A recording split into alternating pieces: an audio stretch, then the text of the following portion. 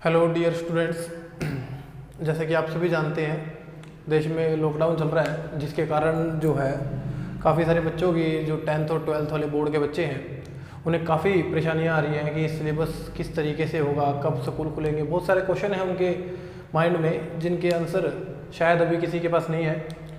तो मेरी एक छोटी सी कोशिश है कि 10th और 12th के जो बच्चे हैं उनके लिए मैं ऑनलाइन जो क्लासेस है वो स्टार्ट करूं, अपनी वीडियोस के जरिए उनको समझा सकूं सिलेबस, ताकि उनका जो लॉस है वो कुछ हद तक कवर हो सके। तो उसी के लिए उसी को ध्यान में रखते हुए एक 12th क्लास का जो टॉपिक है मैट्रिसेस काफ़ी इम्पोर्टेंट टॉपिक है। HBSC CBSC में लगभग अगर हम इसके मार्क्स की बात करें तो ये 12 to 16 मार्क्स इतने कंटेन करता है ये मैट्रिसेस। ये सिर्फ मैट्रिसेस एक चैप्टर नहीं है, 2-3 चैप्टर कंबाइन होके बनता है। इसमें डिटर्मिनेंट आता है और साथ में सिस्टम ऑफ इक्वेशन का एक इम्पोर्टेंट टॉपिक भी इस मैट्रिसेस में आता है। तो ये इसको स्टार्ट करते हैं, और स्टार्ट करने से पहले सभी बच्चों से रिक्वेस्ट है कि प्लीज़ इस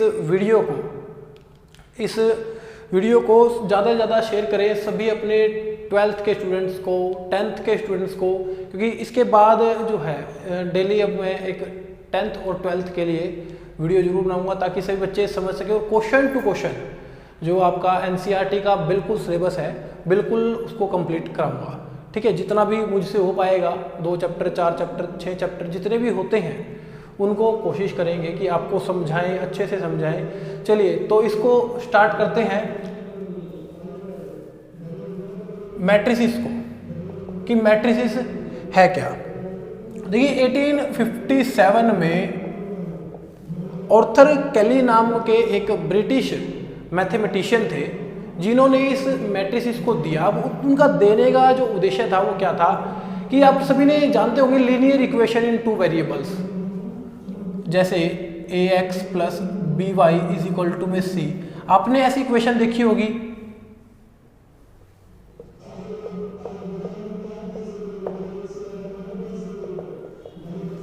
इस तरीके की जो है इक्वेशन देखी होगी।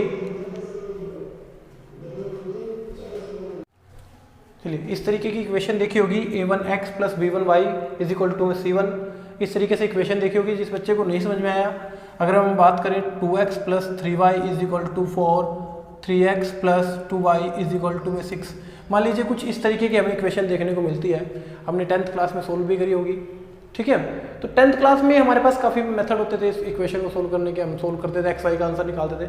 तो उस साइंटिस्ट ने हमें इसी इक्वेशन को सोल्व करने का एक ऐसा मेथड दिया जिसको आज हम मैट्रिसेस के नाम से जानते हैं, ठीक है।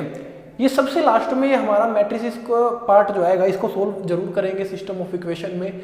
वहाँ पर तब समझेंगे कि एक्चुअल में ये क्या चीज़ थी, क्या इसका काम था। चलिए जो मेरा मेन पॉइंट है मैट्रिसेस, मैं उस पर आता हूँ। हमने ये समझा कि मैट्रिसेस क्यों बनी, क्या ज़रूरत थी मैट्रिक्स की हमारे पास। देखिए अगर इसकी नोटेशन की बात करें सबसे पहले,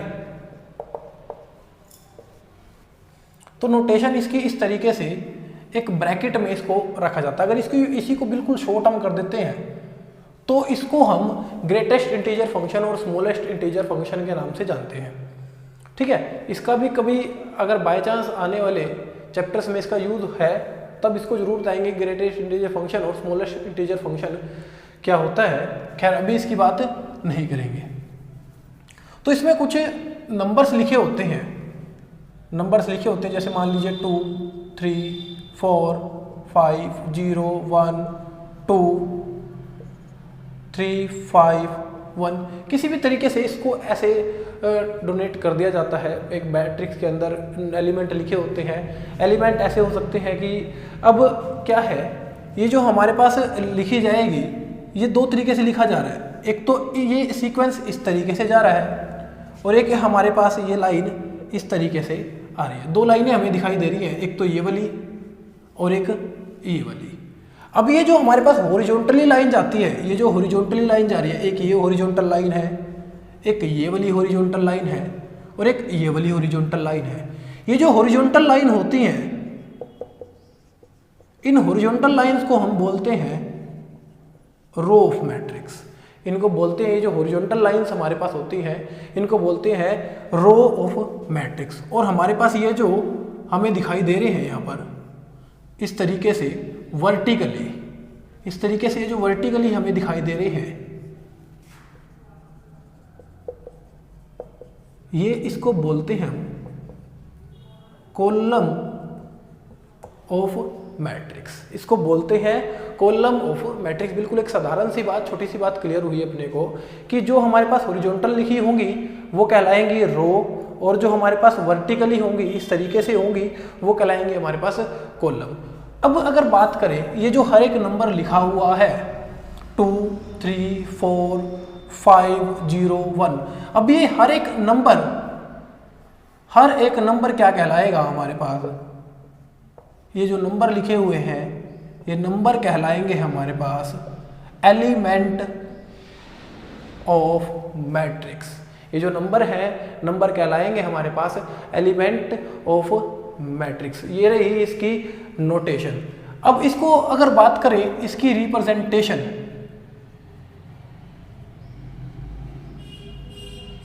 नोटेशन या रिप्रेजेंटेशन कोई ज़्यादा बड़ी बात नहीं है।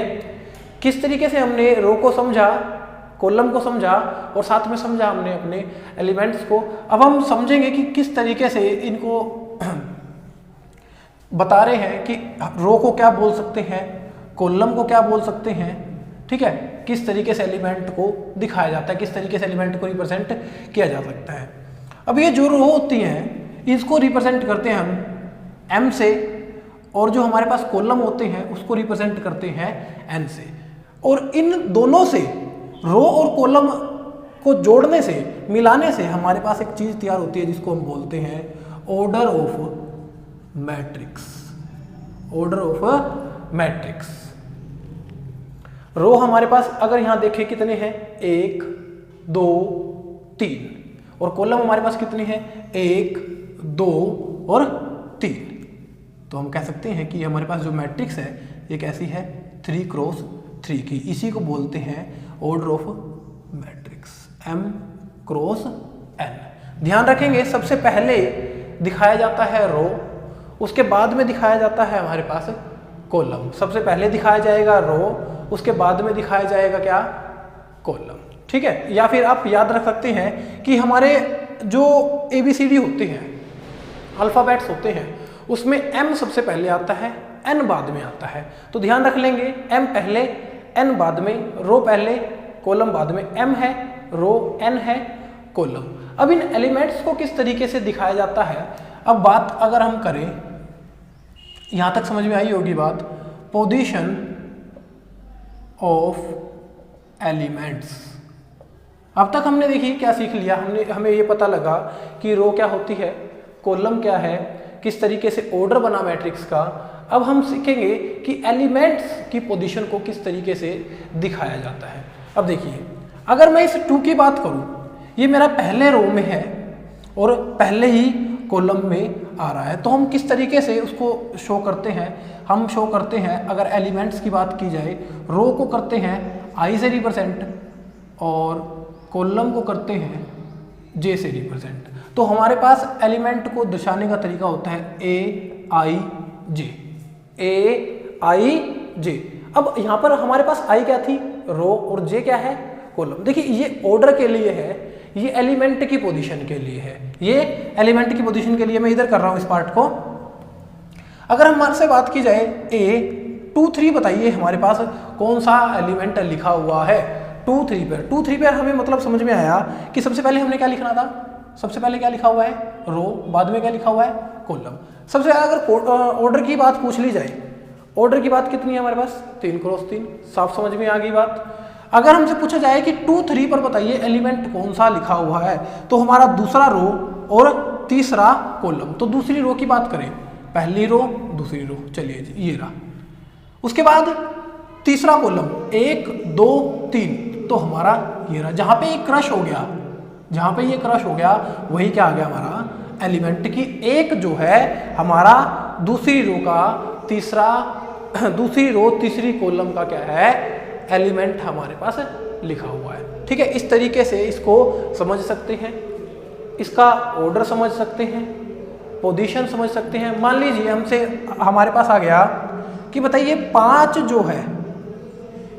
जो है इस मैट्रिक्स में, या देखिए 5 2 बार लिखा हुआ है, तो एक काम करते हैं 4 को ले लेते हैं कि जो 4 है हमारे पास उसकी पोजीशन को बताइए, 4 की पोजीशन को बताइए। अगर 4 को ध्यान से देखें तो ये यहाँ लिखा हुआ है, मतलब पहली रो है और कॉलम कौन सा है, तीसरा, तो इसको हम कह सकते हैं पहली रो और तीसरा कॉलम। तो मतलब A13 पर अपना कौन सा एलिमेंट लिखा हुआ है, 4 लिखा हुआ है।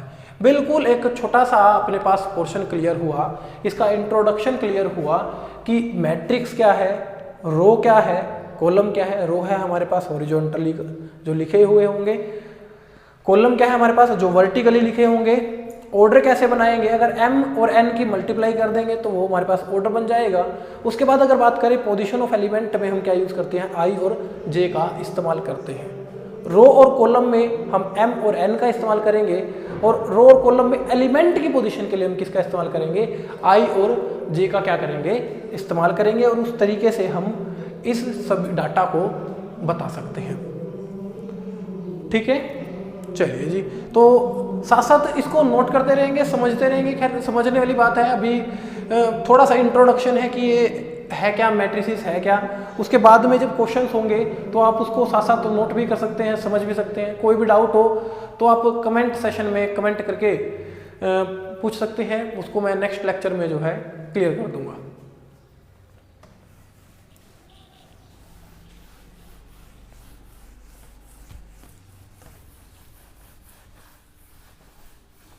जब क्वेश्चन करेंगे तो लगभग वो बातें भी जो है क्लियर भी हो जाएंगी अपने को।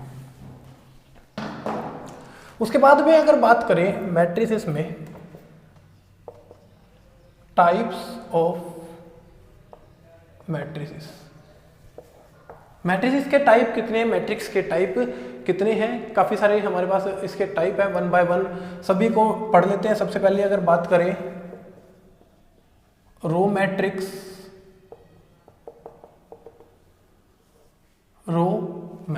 अगर रो मैट्रिक्स की हम बात करें, ऐसी मैट्रिक्स जिसमें हमारे पास हम अगर बात करें ओनली 1 रो, जिसमें हमारे पास ओनली 1 रो हो। ओनली 1 रो होने का मतलब क्या है कि 1 1 1 2 1 3 1 4 1 5 up to so on 1 n, हम कह सकते हैं 1 cross n।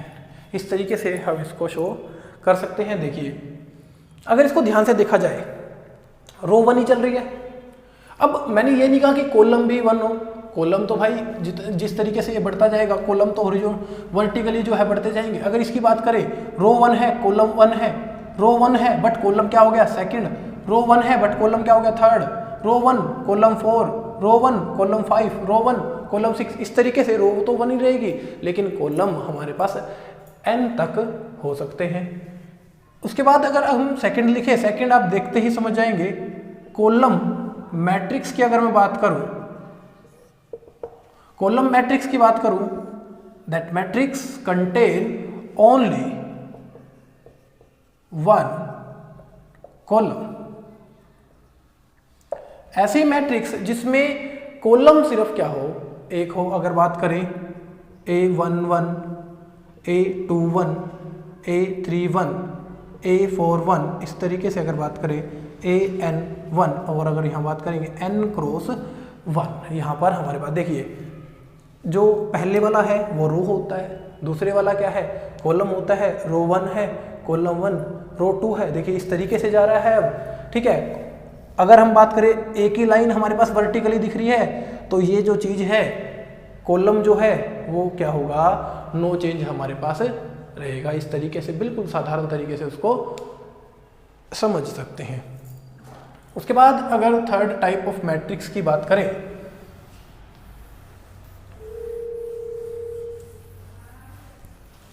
Third type of matrix की अगर हम बात करें तो हम कह सकते हैं रेक्टेंगुलर मैट्रिक्स, हम उसको बोल सकते हैं। Rectangular matrix that matrix contain unequal number of row and column. Unequal number of row and column का मतलब क्या है, अगर साधारण भाषा में समझे कि यहाँ पर रो और कॉलम इक्वल नहीं हो सकते। जैसे कि अगर बात करूँ मैं लिख दिया A11, A12, A13, A21, A22, A23, ठीक है। जिस तरीके से मैं लिख रहा हूँ आपको भी 2 या 3 दिन बाद इसी स्पीड से लिखना आ जाएगा, कोई दिक्कत नहीं है। अगर यहाँ बात करें रो कितने हैं 2, कॉलम कितने हैं 1, 2 और 3, रो 2 कॉलम 3, ठीक है। इस तरीके से आप लिख सकते हैं। जहाँ पर रो और कॉलम आपस में इक्वल ना हो वो चीज़ क्या कहलाती है हमारे पास, रेक्टेंगुलर मैट्रिक्स हमारे पास कहलाती है। बिल्कुल साधारण सी बात है। देखिए रो हमारे पास 3 ले ली, यहाँ से भी पता लग सकता है हमारे पास, सॉरी रो हमने 2 ले ली क्योंकि रो हमारे पास देखिए 2 तक ही गई हैं, और कॉलम हमारे पास अगर पिछला अंक देखें तो हमारे पास 3 तक गया हुआ है, कॉलम क्या है 3 तक गए हुए हैं, ठीक है। तो इस तरीके से हम समझ सकते हैं। यहाँ पे एक छोटा सा क्वेश्चन बन जाता है 1 नंबर का कि रेक्टेंगुलर मैट्रिक्स कौन सी होती है जहाँ पर n नॉट इक्वल हो m के, n नॉट इक्वल हो m के, ऐसी मैट्रिक्स हमारे पास कैसी मैट्रिक्स कहलाती है, रेक्टेंगुलर मैट्रिक्स कहलाती है, ठीक है। चलिए जी, उसके बाद में अगर बात करें, हाँ यहाँ पे अगर मैं टोटली कई बार एलिमेंट पूछ लेता है कि एलिमेंट हमारे पास कितने हैं इसमें, तो एलिमेंट आपको गिनने की जरूरत नहीं है।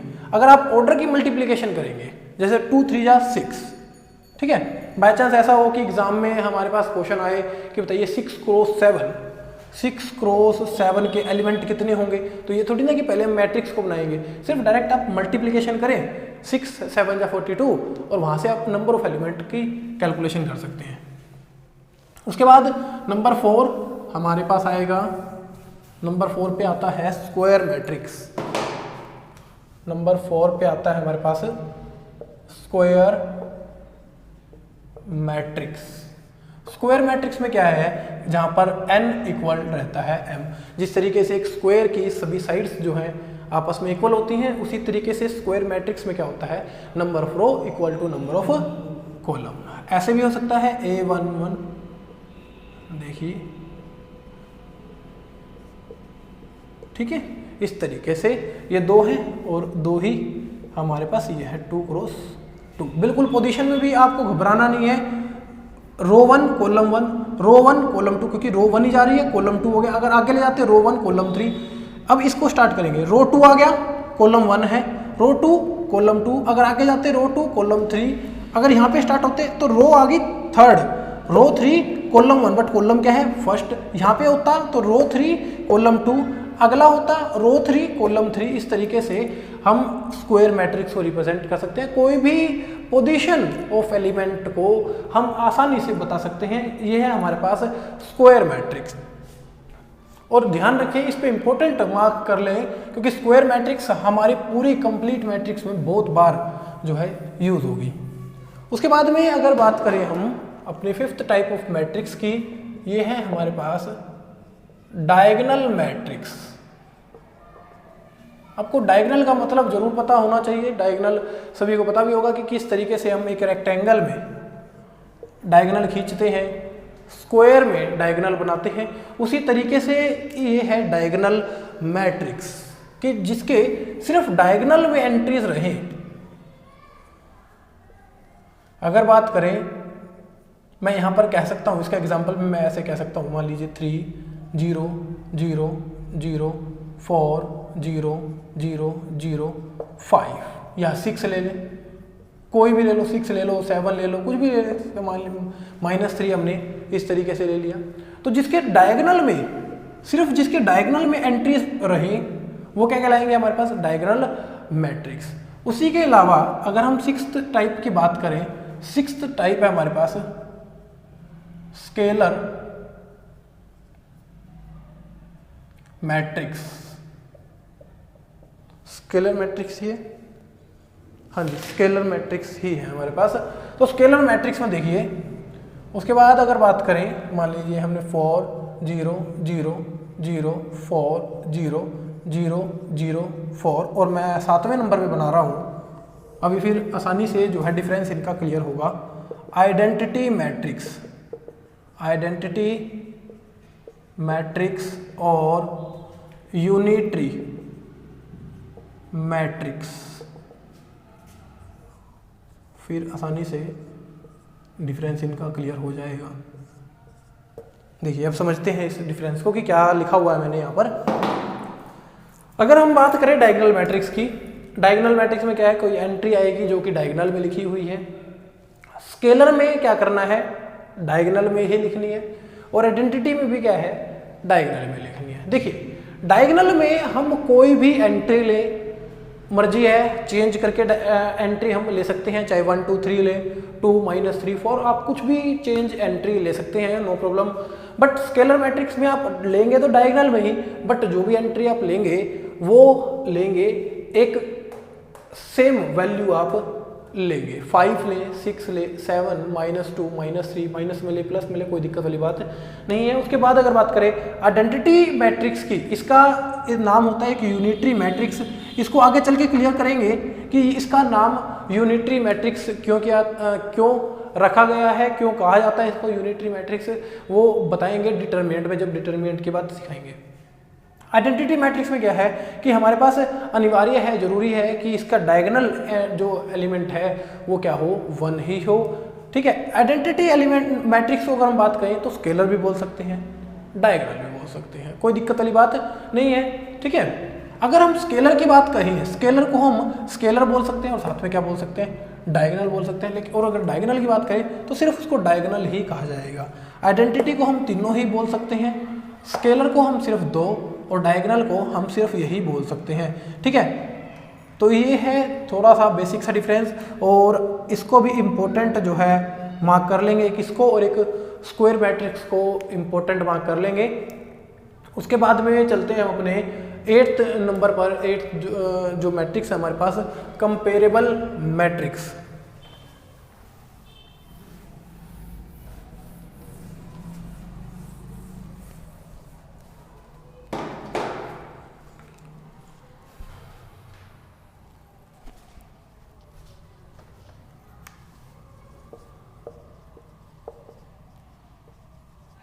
कंपेरेबल मैट्रिक्स, कंपेरेबल अगर मैट्रिक्स की बात की जाए तो हम कंपेयर किस तरीके से करते हैं। देखिए कंपेयर मैट्रिक्स में और इक्वल मैट्रिक्स में काफ़ी बच्चों को डाउट आ सकता है।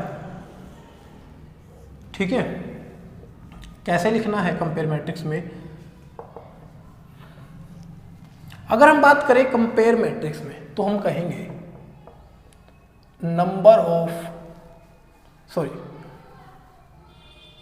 order of matrix are equal। order of matrix are equal अगर मैं लिखूं यहाँ पर 2 3 4 5 6 0, 1 2 3 4 5 6, इस तरीके से मैंने लिख दिया। अगर इसके ऑर्डर की बात करें 1 2, 2 रो है, कॉलम 1 2 3, यहाँ पर 1 2, 2 रो है, 1 2 3, 3 कॉलम है। इसका मतलब क्या हुआ, इसका ऑर्डर कितना है 2 क्रॉस 3, इसका ऑर्डर कितना है 2 क्रॉस 3। कॉल्ड हम कह सकते हैं इसको कंपेरेबल मैट्रिक्स, हम इसको बोल सकते हैं। बट इक्वल मैट्रिक्स में क्या है, इक्वल मैट्रिक्स में अगर हम बात करें number of element are equal, यहाँ से हमारे पास एक क्वेश्चन जो है निकल के आएगा। अभी हम करेंगे कि इक्वल मैट्रिक्स के बेस पर एक क्वेश्चन करेंगे भी, और काफ़ी इंपॉर्टेंट मैट्रिक्स ये हमारे सिलेबस में रहने वाली है, इसको भी इंपॉर्टेंट मार्क कर लेंगे। 3 इंपॉर्टेंट मैट्रिक्स मैंने आपको लोगों को मार्क करवाई हैं, एक स्क्वायर, एक आइडेंटिटी और एक इक्वल। ये 3 मैट्रिक्स जो है ध्यान से समझेंगे। Number of elements are equal, यहाँ पर ऑर्डर तो रहेगा, ऑर्डर तो मस्ट बी इक्वल,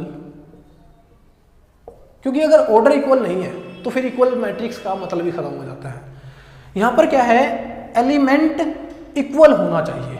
यहाँ पर एलिमेंट जरूरी नहीं है कि इक्वल हो या ना हो, यहाँ पर सिर्फ हम ऑर्डर को देख के बोल सकते हैं कि कंपेरेबल मैट्रिक्स है कि नहीं है, ठीक है। लेकिन यहाँ पर अगर इक्वल मैट्रिक्स हमें लगानी है तो इसका मतलब 2 3 4 5 6 7 x y z 5 6 7। देखिए अगर हमें एग्जामिनर हमें ये बोल दे कि both are equal matrix then find the value of x y and z, कि अगर ये दोनों ही इक्वल मैट्रिक्स हैं तो बताइए x की वैल्यू क्या रही होगी, y की वैल्यू क्या रही होगी और z की वैल्यू क्या रही होगी। हमने सीखा है कि number of element are equal, number of element, इनका एलिमेंट इक्वल रहा होगा, इसका मतलब x 2 के इक्वल होगा, y 3 के इक्वल होगा और z 4 के इक्वल होगा, तभी वो जाके इक्वल मैट्रिक्स बनेगी। वहाँ से आंसर निकाल सकते हैं कि x 2 y 3 एंड z 4। इस तरीके से जो है इसको सोल्व हम कर सकते हैं। तो ये जो 9 हमारे पास इम्पोर्टेंट मैट्रिक्स हैं, उसके अलावा एक नल मैट्रिक्स भी आती है। नल मैट्रिक्स की खैर अभी बात नहीं करेंगे, कोई इंपॉर्टेंट नहीं है। नल मैट्रिक्स है, अपर ट्रायंगुलर है, लोअर ट्रायंगुलर है, खैर उनकी अभी बात नहीं करेंगे क्योंकि वो अपने सिलेबस में इतनी कोई खास जो है इंपॉर्टेंस नहीं रखते, ठीक है। चलिए, तो टाइप्स ऑफ मैट्रिक्स जो हैं अपन ने क्लियर कर लिए, समझ लिए कि किस तरीके से क्या मैट्रिक्स है, किस तरीके से रो और कॉलम को डिफाइन किया जाता है, क्या नंबर ऑफ एलिमेंट्स होते हैं, किस तरीके से किए जाते हैं, ठीक है। पोजीशन ऑफ एलिमेंट क्या होती है, तो सभी जो चीज़ें हैं, ठीक है, हम आराम से कर सकते हैं। साथ में नंबर ऑफ एलिमेंट, अगर हम यहाँ पे बात करूँ, मैं एक चीज़ और बता दूँ, नंबर ऑफ एलिमेंट साथ में उसकी पोजीशन भी मस्ट लिखेंगे, पोजीशन ऑफ एलिमेंट, ठीक है, जो पोजीशन है उनकी आपस में वो सेम हो। क्लियर है? तो मैं इसको रब कर रहा हूँ, टाइप्स ऑफ मैट्रिक्स जो है यहाँ तक कंप्लीट हो जाता है। इसके आगे चलते हैं, हमारी जो फर्स्ट एक्सरसाइज है 3.1 उसकी ओर चलते हैं और उसको मैं समझाता हूँ कि किस तरीके से आप लोगों को करनी है वो।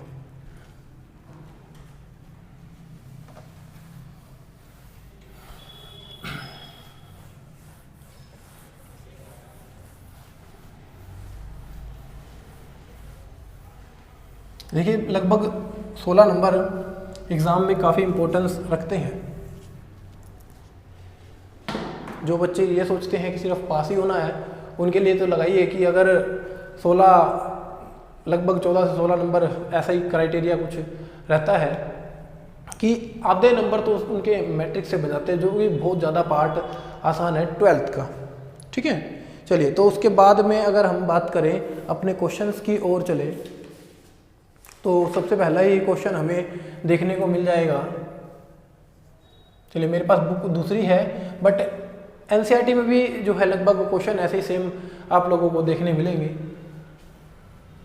अगर पहले क्वेश्चन की बात करें, इफ अ मैट्रिक्स हैज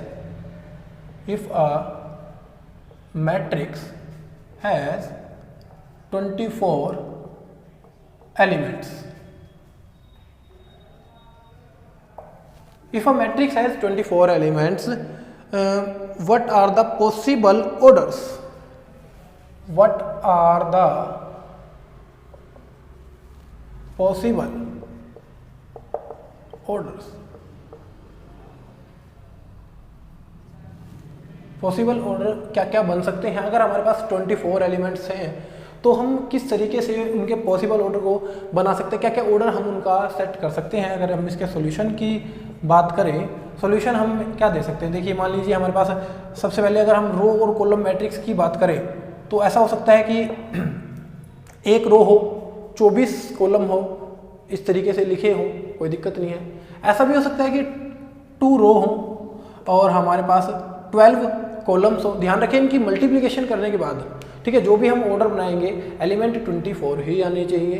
तो आप किसी भी तरीके से आप कर सकते हैं, 2 क्रॉस 12 कर सकते हैं, देखिए 3 क्रॉस 8 कर सकते हैं, 4 क्रॉस 6 कर सकते हैं, 6 क्रॉस 4 कर सकते हैं, 8 क्रॉस 3 कर सकते हैं, 12 क्रॉस 2 और 24 क्रॉस 1।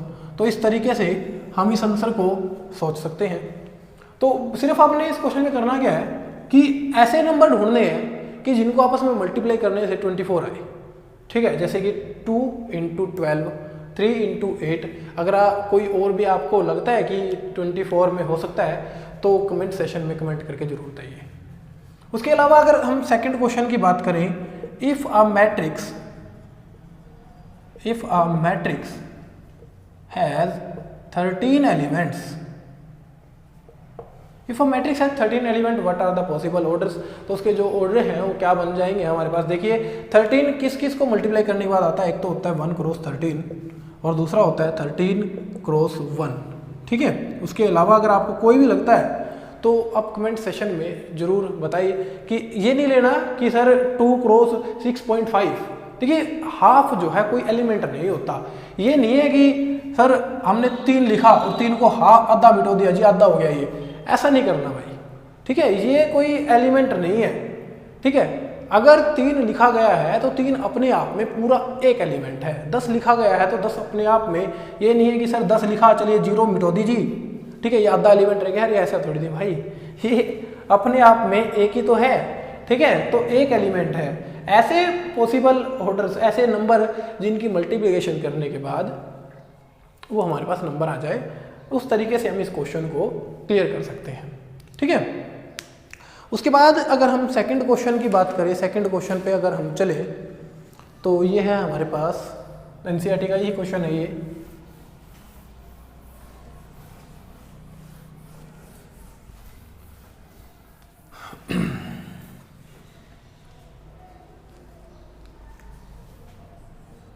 अभी मैंने सिखा भी दिया था शायद ये वाला 2 5 19 और -7 35 -2 7 35 -2, उसके अलावा है 5/2 12 5/2 12 √13 1 √13 1 -5 और 17। तो इससे रिलेटेड कुछ क्वेश्चन पूछे गए हैं। क्वेश्चन है सबसे पहला order of matrix, order of matrix. आप सभी इसका आसानी से आंसर दे सकते हैं कि इसका ऑर्डर क्या होगा। ऑर्डर देखिए 1 2 3 रो है, 1 2 3 4, क्या है 4 कॉलम, तो इसका ऑर्डर हो गया 3 क्रॉस 4। अगर हम सेकंड की बात करें, सेकंड क्वेश्चन की, तो हमसे पूछ रहा है number of elements, number of elements. तो नंबर ऑफ एलिमेंट्स भी बिल्कुल आसान है, 3 क्रॉस 4 कितना हो गया 12। उसके बाद थर्ड क्वेश्चन हमसे पूछ रहा है कि बताइए इसका A13 A21 और A23 A24 क्या होगा, इनको बताइए। देखिए रो 1 कॉलम 3, रो 1 है बट कॉलम 3 है, तो 19 आ गया इसका आंसर। 2 1 रो 2 है बट कॉलम 1, रो 2 है बट कॉलम 1 है, तो कितना आ गया 35 आ गया इसका आंसर। 2 3 रो 2 है बट कॉलम 3 है, कितना आ गया 5/2 आ गया इसका आंसर। 2 4 रो 2 है बट कॉलम 4 है, तो 12 आ गया इसका आंसर। तो इस तरीके से आप सभी क्वेश्चंस के आंसर दे सकते हैं। बिल्कुल साधारण से क्वेश्चन है, बहुत ही ज़्यादा सिंपल क्वेश्चन है, आसानी से कर सकते हैं। चाहे ऑर्डर पूछा जाए, नंबर ऑफ एलिमेंट या कोई भी पोजीशन पूछी जाए, ठीक है, आसानी से उसका आंसर दे सकते हैं। उसके अलावा अगला क्वेश्चन जो हमारे पास आता है, अगला क्वेश्चन है, इसके बेस पर आप अपनी फर्स्ट एक्सरसाइज जो है वो फिनिश कर सकते हैं। क्वेश्चन नंबर 3 जो है, construction of 2 cross 3 matrix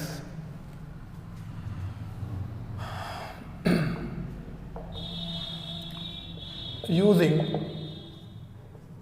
aij is equal to I plus j, aij is equal to में I minus j and aij is equal to में I into j, ठीक है।